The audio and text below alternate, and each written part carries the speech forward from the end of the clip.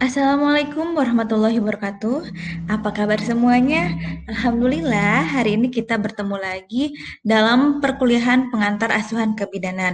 Walaupun masih terbentang jarak ya, masih jarak jauh. Oke, hari ini kita akan membahas tentang konsep dasar menyusui. Nah, kita harus tahu dulu nih sebelum apa sih menyusui, bagaimana kita harus tahu dulu anatomi payudara. Di sini kita bisa lihat ada jaringan lemak, kemudian lobula, kelenjar air susu, selanjutnya ada duktus, saluran air susu, areola, kemudian puting susu. Nah, di sini ada bagian duktus yang menahan air susu. Kemudian ada tulang rusuk dan otot. Jadi kita harus mengetahui anatomi payudara terlebih dahulu. Nah, selanjutnya, kapan sih pembentukan payudara itu dimulai? Pertama itu ada embriogenesis. Jadi, pada minggu keempat pada masa kehamilan, minggu ke-12 sampai 16, pembentukan puting dan areola jelas tampak. Kemudian, kapan lagi? Pada saat pubertas. Jadi, pada saat pubertas itu sebenarnya tidak ada pertumbuhan payudara lagi sampai tingkat pubertas. Nah, penambahan ukuran payudara itu disebabkan oleh penimbunan jaringan lemak. Apalagi selanjutnya itu kehamilan dan laktogenesis. Jadi, di sini estrogen memacu pertumbuhan saluran-saluran laktiferus. Lalu, progesteron, prolaktin, dan HPL menyebabkan timbulnya proliferasi dan pembesaran alveoli. Jadi, payudara itu terasa berat dan sangat sensitif. Kemudian, ini ada fisiologis laktasi. Laktogenesis itu adalah mulanya produksi ASI. Jadi namanya itu laktogenesis. Di sini terbagi menjadi dua ya, ada kontrol neuroendokrin, ada juga kontrol autokrin. Nah, untuk kontrol neuroendokrin itu terbagi atas laktogenesis 1 dan laktogenesis 2. Kalau kontrol autokrin itu laktogenesis 3. Laktogenesis 1 itu terjadinya pada sekitar 16 minggu kehamilan. Jadi ketika kolostrum diproduksi oleh sel-sel laktosit di bawah kontrol neuroendokrin. Nah, pengeluaran kolostrum pada ibu hamil tujuannya apa?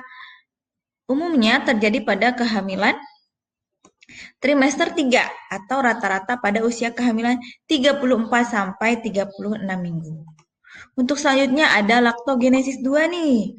Laktogenesis 2 itu adalah permulaan produksi ASI. Di sini terjadi penyusulan pengeluaran plasenta dan membran-membran yang mengakibatkan turunnya kadar progesteron, kemudian estrogen, HPL. Nah, HPL itu adalah human placenta lactogen. Dan PIF. PIF itu apa? Prolactin inhibiting factor.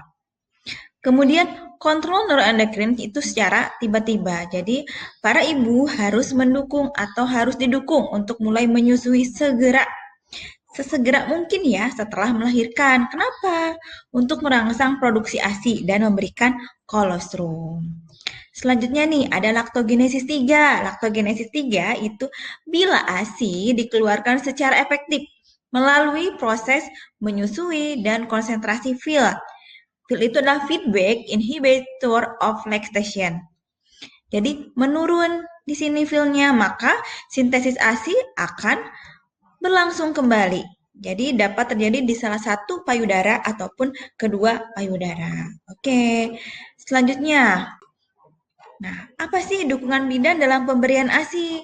Jadi, dukungan bidan itu pertama, tidurkan bayi bersama ibunya sesegera sudah lahir. Jadi, bayinya sudah lahir, kemudian segera ditidurkan bersama ibunya selama beberapa jam pertama.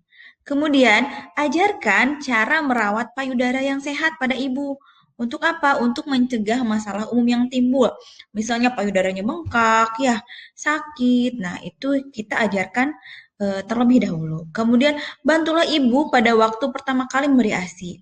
Apalagi kalau misalnya ibunya anak pertama nih atau misalnya ini baru melahirkan anak pertama, belum berpengalaman, kita harus diajarkan. Tapi walaupun misalnya ini adalah anak kedua, kita tetap harus mengajarkan ya.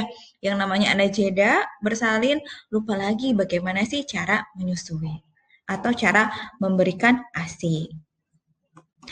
Selanjutnya, bayi harus ditempatkan dekat ibunya di kamar yang sama. atau rawat gabung rumin in. Jadi kalau misalnya di rumah sakit nih habis melahirkan, bayinya dirawat gabung. Kalau misalnya tidak ada indikasi, jadi dalam satu ruangan. Lalu, apalagi dukungannya adalah memberikan ASI pada bayi sesering mungkin. Jadi harus sering ya, hanya berikan kolostrum dan ASI saja, tanpa ada apapun. Oke, minimal itu 2 jam sekali harus diberikan ASI. Lalu hindari susu botol dan dot empeng. Kenapa? Nanti si bayinya bisa bingung puting. Nah, di sini ASI. Selanjutnya itu ASI apa sih? ASI itu adalah suatu emulsi lemak dalam larutan protein, laktosa, dan garam-garam anorganik yang sekresi oleh kelenjar mamai ibu yang berguna untuk sebagai makanan bagi bayinya. Nah, sering dengar ya kita istilah ASI eksklusif. Apa sih ASI eksklusif? Yaitu pemberian ASI tanpa makanan dan minuman tambahan lain pada bayi berumur 0 sampai 6 bulan. Termasuk apa? Termasuk air putih, madu, nah kecuali obat, vitamin, dan mineral serta ASI yang diperas. Jadi kalau misalnya dokter atau bidannya memberikan vitamin atau bayinya sakit diberikan obat, itu masih dikatakan ASI eksklusif. Oke, itu untuk materi dari konsep dasar menyusui. Nanti di sini itu menyusui ada beberapa cara dan menyusui yang baik dan benar. Terima kasih.